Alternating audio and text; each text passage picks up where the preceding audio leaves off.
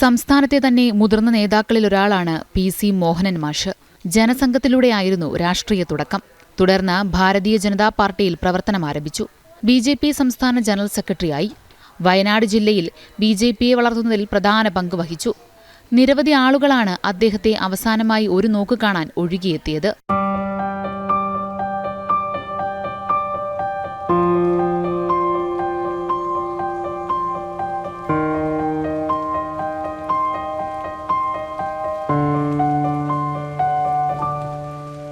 PC Mohanan മാഷ്, പള്ളിയറ Raman, PK Madhavan, കൂട്ടാറ Damodaran തുടങ്ങിയവരായിരുന്നു അന്നത്തെ ജില്ലയിലെ പാർട്ടിയുടെ തന്നെ അടിത്തറ.